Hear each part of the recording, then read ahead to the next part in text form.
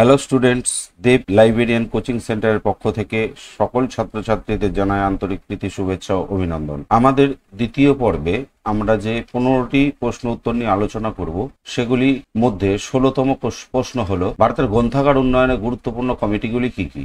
এ Fiji committee 1939 সালে বোম্বে গ্রন্থাগার উন্নয়ন কমিটি হিসাবে গড়ে ওঠে। কে সিনহা কমিটি 1957 সাল পরামর্শ কমিটি।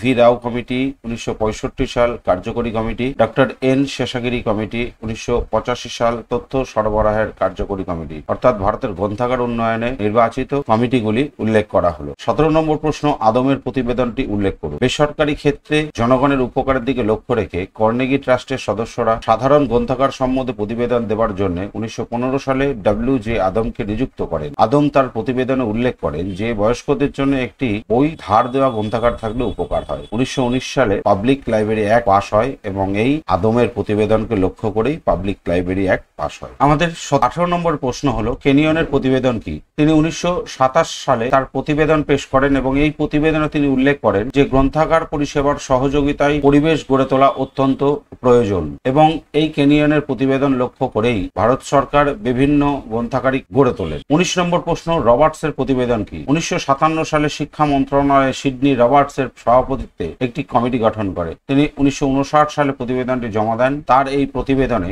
উল্লেখ ছিল যে দক্ষতার সঙ্গে গ্রন্থাগার পরিষেবার দায়িত্ব স্থানীয় প্রশাসনের পক্ষে আইনগত বাধ্যতামূলক করা এবং শিক্ষা মন্ত্রক এর পর্যবেক্ষণের জন্য দায়ী থাকা আবশ্যকীয়। 1962 সালের প্রতিবেদনে তিনি উল্লেখ করেন যে গ্রন্থাগারগুলির মধ্যে আন্তঃগ্রন্থাগার সহযোগিতা থাকলে খুব ভালো হয়। অর্থাৎ ইন্টার লাইব্রেরি লোন সিস্টেম রবার্টসের প্রতিবেদনকে লক্ষ্য করে গড়ে ওঠে। এখন আমাদের 20 নম্বর প্রশ্ন, প্যারি কমিটির প্রতিবেদন কি। বিশ্ববিদ্যালয় মঞ্জুরি কমিটির অধীনে টমাস প্যারির সভাপতিত্বে যে কমিটি গঠিত হয় তাই প্যারি কমিটি নামে পরিচিত। এই কমিটি 1967 সালে তাদের প্রতিবেদন পেশ করেন এবং এই প্রতিবেদনে ব্রিটিশ জাতীয় গ্রন্থাগার প্রতিষ্ঠার প্রস্তাব দেওয়া হয়। 1972 সালে ব্রিটিশ গ্রন্থাগার আইন পাশ হয় এবং 1973 সালের এপ্রিল মাস থেকে সেটা কার্যকরী হয়। আমাদের 21 নম্বর প্রশ্ন, গ্রন্থাগার উন্নয়ন পরামর্শ কমিটি বা কে সিনহা কমিটি কি। 1957 সালে ভারতের গ্রন্থাগারের ভবিষ্যৎ পরিকাঠামো বিষয়ে পরামর্শ দেওয়ার জন্য কে সিনহা চেয়ারম্যান ও সোহম সিংকে সেক্রেটারি করে এই কমিটি গঠন করা হয়। 1958 সালের প্রতিবেদন শিক্ষা মন্ত্রক 1961 সাল প্রকাশ করেন। এই প্রতিবেদনে পাঠকের চাহিদা, পাঠকের রুচি, গ্রন্থাগারের পরিকাঠামো, গ্রন্থাগারিকদের প্রশিক্ষণ, প্রশাসনিক ও আর্থিক বিষয়ে পরামর্শ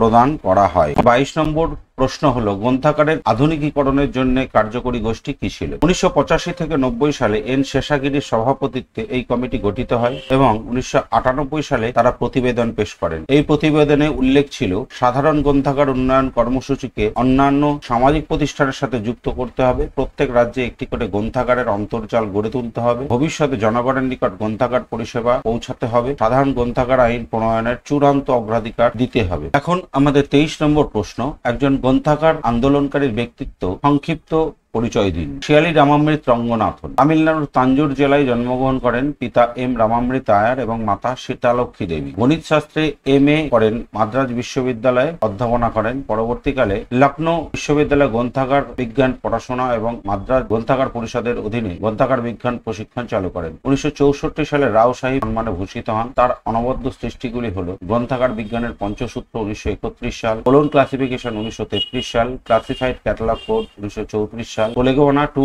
লাইব্রেরি ক্লাসিফিকেশন 1937 সাল। এছাড়াও 90টির বেশি বই এবং 800-র বেশি প্রবন্ধ লেখেন। ভারত সরকার তাকে পদ্মশ্রী সম্মানে ভূষিত করেন এবং 1970 সালে আমেরিকার মার্গারেট ম্যান সম্মানে ভূষিত হন। তার লিখিত উল্লেখযোগ্য গ্রন্থগুলি হল reference service, physical bibliography for librarian, elements of library classification, prolegomena to library classification প্রভৃতি। আমাদের 24 নম্বর প্রশ্ন, ভারতের গ্রন্থাগার আন্দোলনে প্রাথমিক প্রেক্ষাপট আলোচনা করুন। কলকাতা পাবলিক লাইব্রেরি গঠন হওয়ার পর থেকে প্রাদেশিক গ্রন্থাগার আন্দোলন সংগঠিত হয়। রবীন্দ্রনাথ ঠাকুর, সাহজি রায় গায়কোয়াড়, ডক্টর এস আর রঙ্গনাথন প্রমুখ ব্যক্তিরা এই আন্দোলনের সাথে যুক্ত হয়ে পড়েন। ফলে প্রাদেশিক গ্রন্থাগার আইন পাশ হতে থাকে। আর এই গ্রন্থাগার আন্দোলন ফলস্বরূপ স্বাধীনতার পরে ইনস্টক, রাজা রামমোহন রায় লাইব্রেরি ফাউন্ডেশন এবং দিল্লি সাধারণ গ্রন্থাগার প্রতিষ্ঠিত হয়। এছাড়াও 7টি রাজ্যে কেন্দ্রীয় গ্রন্থাগার ও 100টি জেলা গ্রন্থাগার গড়ে ওঠে। আমাদের 25 নম্বর প্রশ্ন, গ্রন্থাগার আন্দোলনের প্রকৃতি, উদ্দেশ্য, প্রাপ্তি কি। বর্তমানে গ্রন্থাগার বা তথ্য কেন্দ্রগুলি যে অবস্থায় এসেছে তা কেবলমাত্র গ্রন্থাগার আন্দোলনের ফলেই সম্ভব হয়েছিল। এই আন্দোলনের ফলে জাতীয় রাজ্য, জেলা, গ্রাম, ব্লক, শহর প্রত্যেক স্তরে গ্রন্থাগার গড়ে উঠেছে। আবার আজ সর্বস্তরে যে CIC বা কমিউনিটি ইনফরমেশন সেন্টার দেখা যায় তাও গড়ে উঠেছে এই গ্রন্থাগার আন্দোলনের কারণে। এই পর্বে আমি আমার 15টি প্রশ্ন শেষ করলাম। আমি বিশেষত ডিস্টেন্স বা করসপন্ডেন্স এডুকেশনের ছাত্রছাত্রীদের বলতে চাই যে উপযুক্ত জ্ঞান ছাড়া নিশ্চিত সাফল্য আসবে না। তাই জ্ঞান অর্জনের জন্য বিষয়ভিত্তিক প্রশ্ন উত্তর পড়াশোনা করা অবশ্যই দরকার। এই বিষয়ে আমাদের সাহায্য পেতে এক্ষুনি আমাদের ফোন করুন। Phone number 9153140607। ধন্যবাদ।